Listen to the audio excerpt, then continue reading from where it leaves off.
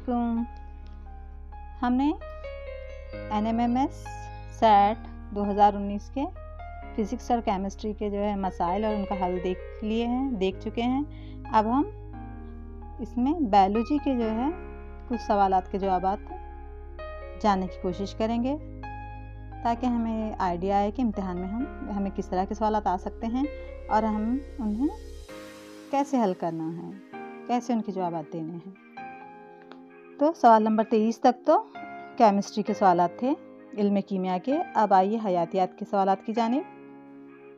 सवाल नंबर 24, हयातियाती सालिमा तवानिया से निकलकर कल्वी माह में दाखिल होता है ताकि वो दीगर हैवानों में दाखिल हो सके, तो उसे जितनी झिल्लियाँ पार करनी है उनकी तादाद। तवानिया यहाँ पे जो लफ्ज़ दिया है किताब में तो ये नहीं दिया था, माइटोकॉन्ड्रिया को कह रहा है ये। तो माइटोकॉन्ड्रिया की कितनी झिल्लियाँ होती हैं, अब हमें याद करना है कि उसकी कितनी झिल्लियाँ होती हैं। बैरूनी झिल्ली तो एक मुलायम झिल्ली होती है और अंदरूनी झिल्ली सिलवटों से भरी होती है, जिन्हें हम क्या कहते हैं, क्रिस्टे कहते हैं। तो इस तरह से कितनी झिल्लियाँ हो गई, 2 झिल्लियाँ होती हैं माइटोकॉन्ड्रिया की। तो इसको 2 झिल्लियाँ, कल्वी माह को 2 झिल्लियाँ पार करनी होती हैं। ये हो गया हमारा सवाल, ऑप्शन जो है दूसरा सही है। अब 25वां सवाल है हमारा, तुफैली ग़िज़ाई ज़ंजीर की एक मिसाल है। तुफैली किसे कहेंगे? ऐसे जानदार जो ग़िज़ा और सहारे के लिए दूसरे जानदार पे मुनहसिर होते हैं। अब यहाँ पर पहला जो है दरख्त पर फलखोर परिंदे, उन पर फंजाई या जुएं। नेक्स्ट डेट्राइट्स, उस पर केचुए परिंदे। घास को खरगोश खाता है, खरगोश को भेड़िया खाता है। फाइटोप्लैंक्टन खाते हैं ज़ूप्लैंक्टन्स, इसको मछलियाँ, आबी परिंदे। अब इसमें आपको कौन सा जवाब जो है सही नज़र आ रहा है? तुफैली यानी रहना भी वहीं पे और खाना भी, उस ग़िज़ा भी वहीं से हासिल करना। जी, तो ये जवाब जो है हमें सही नज़र आ रहा है। दरख्त पर फलखोर परिंदे, वहीं पे फल उसके खाते हैं और फिर रहते भी वहीं पे हैं। फिर उन पर पाए जाने वाले फंजी या जुएं जो उन्हीं से ग़िज़ा हासिल करते हैं और उन्हीं पे रहते हैं। तो हमारा ये ऑप्शन क्या है, सही है। अब अगला सवाल है हमारा 26वां सवाल, घातों और उनके अफ़ाल का सही जोड़ इसमें कौन सा है? सोडियम, आयोडीन, लोहा और जस्त दिए गए हैं। सोडियम क्या करता है? सोडियम खून के दबाव को कंट्रोल करता है। आयोडीन क्या करता है? ये घींगा की बीमारी यानी ग्वेटर से हमें बचाता है। लोहा ऑक्सीजन की सरबराही करने में अहम किरदार अदा करता है। लोहा जो है हीमोग्लोबिन का एक अहम जुज़ है। हीमोग्लोबिन, हेम माने लोहा, तो यह ऑक्सीजन के साथ हीमोग्लोबिन जुड़कर ऑक्सीहीमोग्लोबिन बनाता है। जस्त क्या करता है? ये कोलेस्ट्रॉल को कंट्रोल करता है और खामेरे, इंसुलिन वगैरह बनाने में अहम किरदार अदा करता है। तो इस तरह से इसका जो सही जवाब है यहाँ पर हमारा तीसरा जो है ऑप्शन, ये हमारा सही जवाब होगा। अब हमारा अगला सवाल है, तख़मीर का पौधा अंगूर के रस में मिलाया जाता है, उसे बहुत देर तक महफूज किया जाता है ताकि शराब की तैयारी की जा सके। ये अमल यानी ख़मीर जो है ईस्ट को अंगूर के रस में मिलाते हैं तो उसे बहुत दिन तक महफूज करते हैं शराब की तैयारी के लिए। ये किस तरह का अमल है? क्या ये गैर हवाबाश तनफ़ुस है, हवाबाश तनफ़ुस है, पाश्चराइजेशन है या शीरा साजी है? अगर ग़िज़ा के नामियाती मुरक्कबात को तोड़कर तवानाई आज़ाद करने के लिए ऑक्सीजन की ज़रूरत पड़ती है तो वह हवाबाश तनफ़ुस कहलाता है, वरना गैर हवाबाश तनफ़ुस कहलाता है। और यहाँ पर ये कैसा तनफ़ुस है? ये गैर हवाबाश तनफ़ुस है।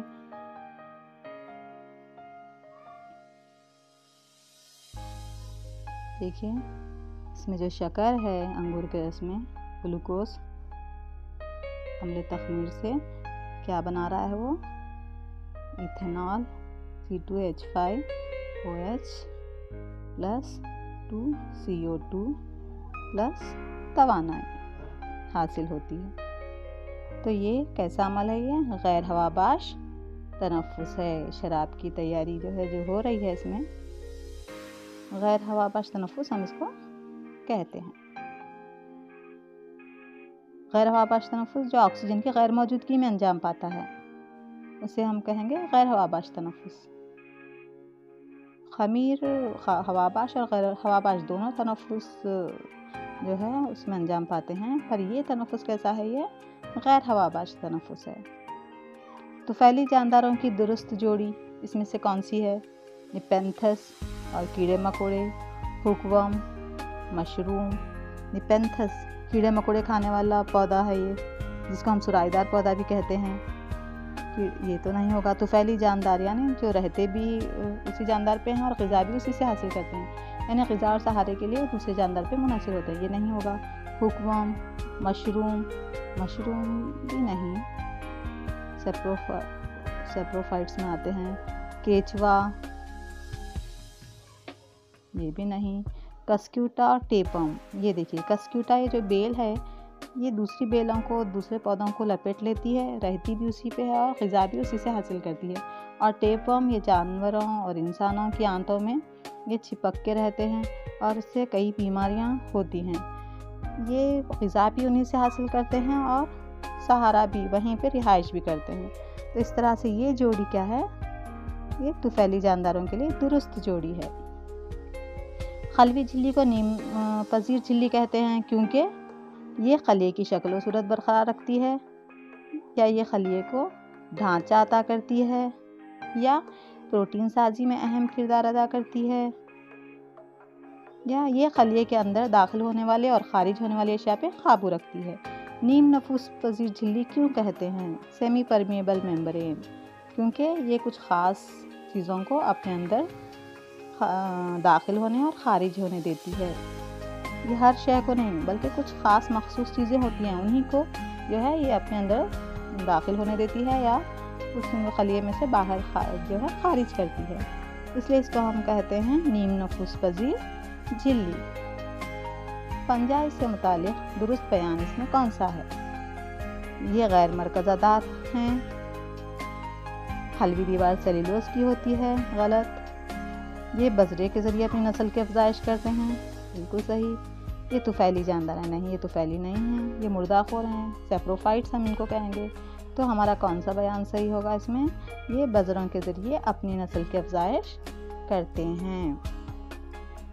वेजिटेटिव रिप्रोडक्शन में आता है ये। या आप अज़ुए किस तरह तौलीद करते हैं, अगर आप मेरा वो वीडियो देखें, वो सबक देखें, तो आपको ये आसानी से समझ में आ जाएंगे तमाम चीज़ें। आइए अब अगला सवाल है, दिए गए अमीबा के खाके में ABC हिस्सों की निशानदेही की गई है, उनके बिलतरतीब नाम हैं। ABC हिस्सों की जो निशानदेही की गई है हमें उनके नाम बताने हैं। यहाँ ऑप्शंस क्या दिए हैं? नकली पाँव, ग़िज़ाई खालिया और नफूस पज़ीर खलिया। दूसरा है नकली पाँव, मरकज़ा और ग़िज़ाई खालिया। तीसरा है नफूज़ी खलिया, ग़िज़ाई खालिया और मरकज़ा हैं, या नकली पाँव, मरकज़ा या नफूस खलिया हैं। कौन सा सही हो सकता है इसमें? सोचिए।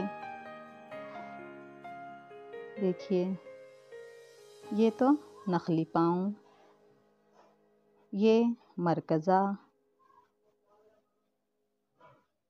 और ये ग़िज़ाई खालिया। ग़िज़ाई खालिया है।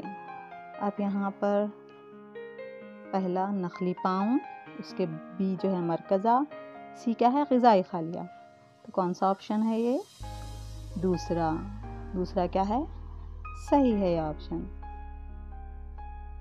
ये क्या है? ये नकली पाँव है, ये मरकज़ा है इसका, और ये ग़िज़ाई खालिया है। अब आइए दूसरे 32वें सवाल की तरफ। सवाल नंबर 32, जिस्म में गैर इस्तेमाल शुदा कार्बोहाइड्रेट्स किस शक्ल में महफूज रहते हैं? प्रोटीन की शक्ल में रहेंगे, विटामिन्स की शक्ल में रहेंगे, मादनियात की शक्ल में, या चर्बियों की शक्ल में? तो जिस्म में हमारे गैर इस्तेमाल शुदा जो कार्बोहाइड्रेट्स हैं वो चर्बियों की शक्ल में महफूज रहते हैं। हमेशा ये चर्बियों की शक्ल में महफूज रहते हैं। 33वां सवाल है, झींगर के जिस्म से कार्बन डाइऑक्साइड का अखराज इनके ज़रिए होता है। इनके ज़रिए होता है या ट्रैकिया या ट्रैक्योल या स्पायरेकल्स या अल्वियोलाई यानी हवाई थैलियाँ। इनमें से झींगर के जिस्म से कार्बन डाइऑक्साइड का अखराज किससे होता है? स्पायरेकल से होता है। क्लैमिडोमोनास रोशनी डालने पर हरकत करता है, ये इसकी मौजूदगी का सबब है। क्लैमिडोमोनास जिसमें फ्लैजेल्ला होता है क्या क्लैमिडोमोनास? ये सब्ज अलगाई की मिसाल है। बिल्कुल, क्लैमिडोमोनास सब्ज अलगाई की मिसाल है। तो वो रोशनी डालने पर हरकत करता है, तो वो स्टिग्मा की मौजूदगी की वजह से रोशनी डालने पर उसमें हरकत होती है।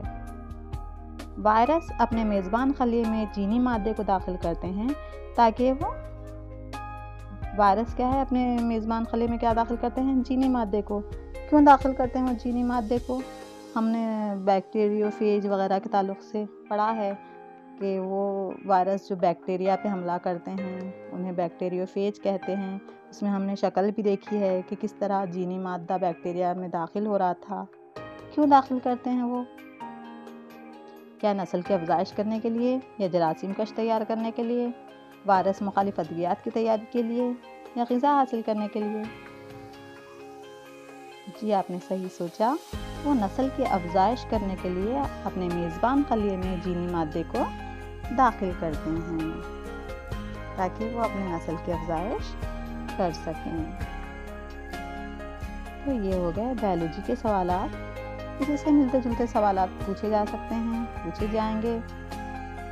तो इस तरह से थोड़ा सा आपको आइडिया आ गया है कि हमें जवाब किस तरह देने हैं, जोड़ियाँ किस तरह की पूछी जा सकती हैं, शक्ल देकर उसमें जो है हमें किस तरह से निशानदेही करनी पड़ती है, इसलिए आप शक्लें भी गौर से देखना है और उनके हिस्सों के नाम वगैरह भी आपको जहन में रखने हैं। इसमें नेगेटिव मार्क्स तो नहीं होते, लेकिन फिर भी हम कोशिश करें कि हमसे कुछ हम गलत ठीक ना करें। हम अच्छे से पहले सवाल को पढ़ें, उसको समझें, बाद में हम जो है जवाब को राउंड करने की कोशिश करें। जल्दबाजी ना करें कि हाँ फ़ौरन पहला ऑप्शन पढ़ते ही ये भी सही है बल्कि टिक कर देना, ऐसा नहीं।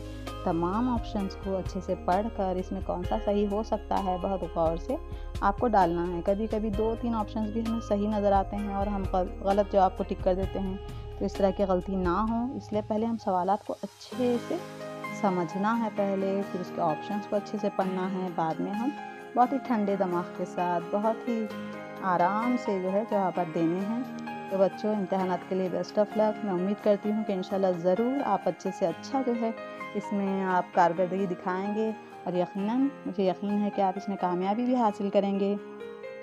तो हम तमाम टीचर्स की दुआएं आपके साथ हैं, हम तमाम टीचर्स की नेक तमन्नाएं दुआएं आप लोगों के साथ हैं प्यारे बच्चों। तो इम्तिहान के लिए बेस्ट ऑफ लक। अब इम्तिहान में सिर्फ 2 दिन ही बचे हैं, तो अच्छे से पढ़िए, तैयारी कीजिए। माँ बाप की दुआएं, आपके असातिज़ा की दुआएं सभी की आपके साथ हैं।